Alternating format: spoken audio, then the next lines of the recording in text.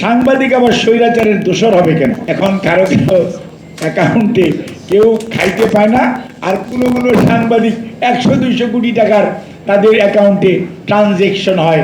Press club তো জাতির বিবেক।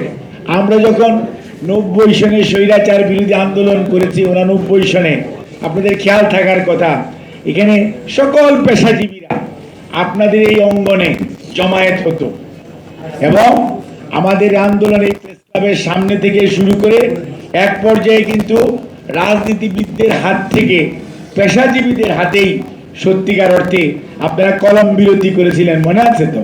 হ্যাঁ, এই যে জিনিসগুলো হয়েছে, অর্থাৎ এই দেশের গণতন্ত্র পুনঃপ্রতিষ্ঠার জন্য, উদ্ধার করার জন্য, মানুষের মত প্রকাশের স্বাধীনতাকে ধরে রাখার জন্য সাংবাদিক বন্ধু এবং প্রেস ক্লাবের যে জাতীয় দায়িত্ব আমরা পরবর্তীতে দেখেছি গত 16-17 বৎসরে, এখনো দেখছি অনেক ক্ষেত্রে যে সত্য জিনিস কেন জানি আর আমাদের আতাউসামাদের মতো কেউ লিখে না, গিয়াস কামাল চৌধুরীর মতো কেউ বলে না। কেন? তাহলে কি আমরা হারিয়ে যাব? কেন আমরা সত্য কথা বলতে পারবো না? কেন আমরা মুসাহেবি করব? এই যে আজকে কথাটি আসছে, সাংবাদিক আবার স্বৈরাচারের দোষর হবে কেন?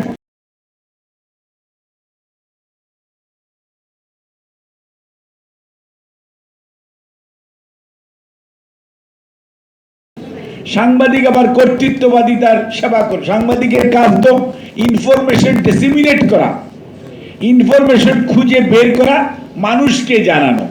মানুষ সিদ্ধান্ত নেবে যে কি হবে বা হবে না। কিন্তু আজকে সাংবাদিকের টেক যদি হয় যে আপনি স্বৈরাচারের দোষর, কর্তৃত্ববাদিতার দোষর, এটি কেন হলো? এটি কি একদিনে হয়েছে? আজকে তো আপনারা মিন্টু ভাইয়ের নাম অত্যন্ত শ্রদ্ধার সঙ্গে নিলাম, মানে এনায়েতুল্লাহ খানের কথা নিলেন না। এই যে জিনিসগুলো, ইনাদের কিন্তু কোনো পলিটিক্যাল বিলিফ ছিল না, ইনাদের পলিটিক্যাল বিলিফ ছিল না। এই হয়তো ইন্ডিভিজুয়ালি থাকতে পারে, প্রফেশনের মধ্যে একটা রিফ্লেকশন ছিল। কিন্তু পরবর্তীতে যে জিনিসটা হয়েছে, মানে প্রফেশন আর ব্যক্তিগত বিলিফ, এই দুটোকে নিজের ভাগ্য উন্নয়নের জন্য যখন একসাথে করে ফেলেছেন, তখনই আপনি কোন দিক দিয়ে কার দোষর হয়েছেন, কার কর্তৃত্ব, কার সেবাদাস হয়েছেন, সেটি কিন্তু বুঝতে পারেন নাই। আমরা কিন্তু এক সময় যত কথাই বলেন, কোনো কোনো পত্রিকার উপসম্পাদকীয় পড়ার জন্য সপ্তাহে চায়ে থাকতাম, কারণ তখন তো এত টিভি ছিল না।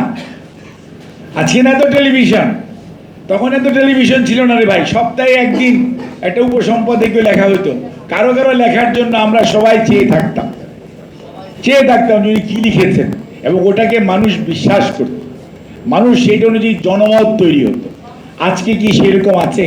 কেন আমরা এইরকমভাবে হারিয়ে যাচ্ছি? হচ্ছে আমাদের নিজস্ব কারণে। ভাগ্য উন্নয়নের আমরা সোপান হিসাবে পেশাদারিত্বের যে জায়গা, সেটিকে ব্যবহার করেছি। তখনই আমরা দেখতে পাই এখন কারো কারো অ্যাকাউন্টে কেউ খাইতে পায় না, আর কোনো কোনো সাংবাদিক 100-200 কোটি টাকার তাদের অ্যাকাউন্টে ট্রানজেকশন হয়। দুদক অথবা আইন, ল অ্যান্ড এনফোর্সিং অথরিটি এগুলো খুঁজে পায়। এগুলো খুবই বৈপরীত্য, এবং যার জন্য আজকে কথা এসছে যে হঠাৎ করে আমি জাহিদ হোসেন, এখানে একটা নিয়ম আছে, প্রেস ক্লাবের সহযোগী সদস্য হওয়া যায়। আমি এই মেডিকেল অ্যাসোসিয়েশন, আমি 2 বার নির্বাচিত মহাসচিব ছিলাম। এক সময় 2-4 কথা লিখতাম টিকতাম, কিন্তু এখন হয়তো লিখি না। আমি সেই 98-99 সনে দরখাস্ত করেছিলাম এনাদের কাছে, একটা সহযোগী সদস্য দিবেন কিনা। আমি কিন্তু এটার কোনো দেওয়া না দেওয়ার কোনো উত্তর আজও পাইনি। করে আপনারা 1 দিন, 2 দিন, 3 দিন, 15 দিনে 300 মেম্বার হয়ে যায়। প্রেস ক্লাবের সদস্য পদের তো একটা ক্রাইটেরিয়া ছিল, 500 মেম্বার হয়ে যায়, 1000 মেম্বার হয়ে যায়। This is too bad.